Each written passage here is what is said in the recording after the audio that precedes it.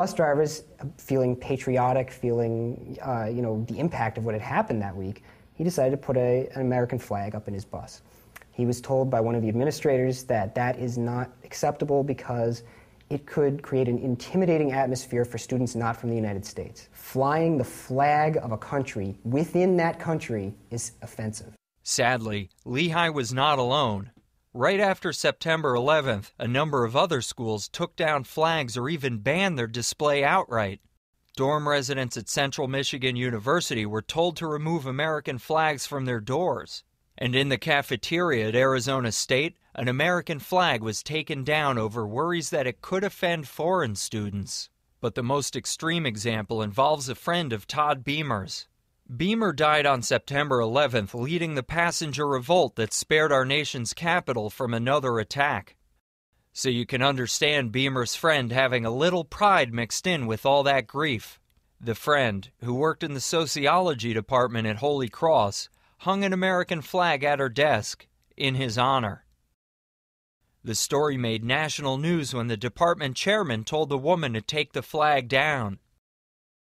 I guess it's just not politically correct to pay tribute to someone like Todd Beamer on a college campus. At the one-year anniversary, September 11th, the administration and the student government had actually planned to ban any kind of display of patriotism. You couldn't go up and say the Pledge of Allegiance. You couldn't go up and sing the Star-Spangled Banner. You couldn't go up with your American flag. Most students on campus didn't understand why we couldn't have an American flag. I mean, if you remember back to the post 9/11 times, that was a big symbol and a comforting symbol to a lot of people. I don't get it. When I was growing up, my parents were liberals, but they had no irrational fear of the American flag. They'd never support punishing people for their ideas, and they were obviously tolerant because they ended up raising someone like me. You bring up a kid to think for himself, you can't really complain if he does. So what was going on in universities? Had these people lived in a bubble for so long that they'd forgotten what the word liberal really means? In the 1960s, student protesters complained about the police who they called pigs. But now, many of these same people were calling the pigs on me. We're working on a documentary film for a company called On the Fence Films. On the Fence Films? So are you a student? No. Are you guys students? You got permits? Who are you? My name's Evan Maloney, class of 94. We're doing a documentary on political correctness. On the fence? Yeah. You were denied permission. We never asked for permission, so I don't see how we could be denied. Well, now you're denied, so now you can leave.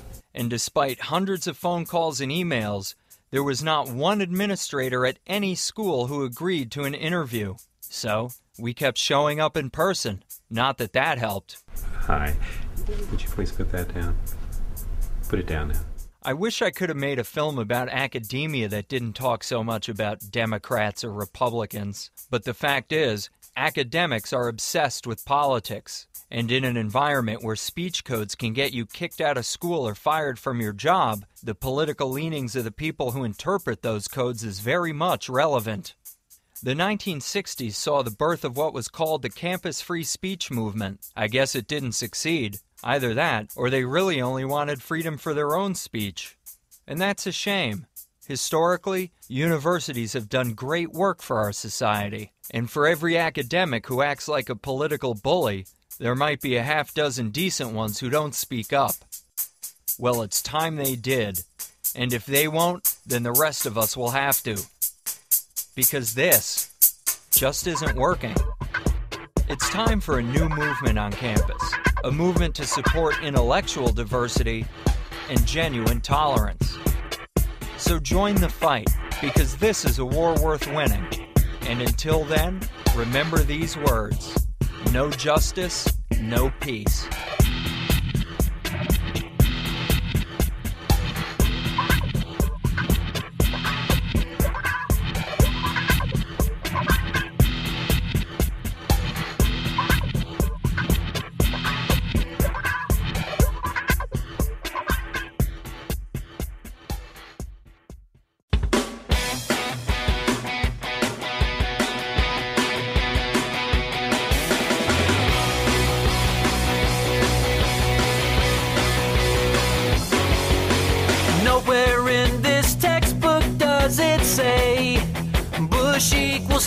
other, and nowhere in this chapter does it claim we had it coming, and no way in this room can you blame capitalism, and no way on this earth will I be swayed.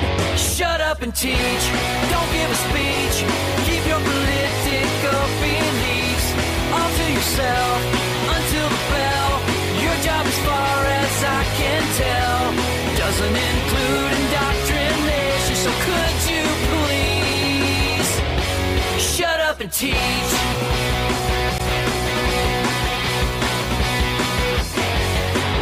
I will not be force-fed anymore of your liberal garbage, and I will not write down what's on that board, 'cause it's so stupid, and I can't just sit back and ignore your bias grading. This is not what we all came here for.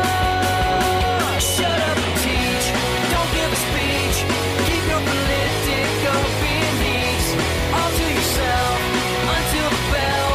Your job, as far as I can tell, doesn't include indoctrination, so could you please shut up and teach? It's called a textbook, why don't you read it? You'd be amazed at what you'd find inside. It's nothing like what you've been feeding. I guess you must have thought we were blind.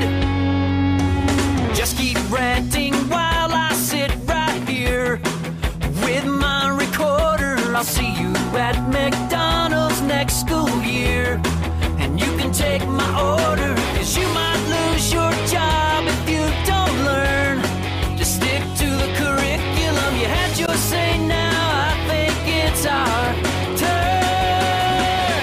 Shut up and teach, don't give a speech, keep your political beliefs all to yourself until the bell. Your job, as far as I can tell, doesn't include indoctrination, so could you please just show up, do your job? I know that sounds extreme. Just shut up and teach, shut up and teach. No more indoctrination, please. Shut up and teach, shut up and teach. No more indoctrination. Shut up and teach.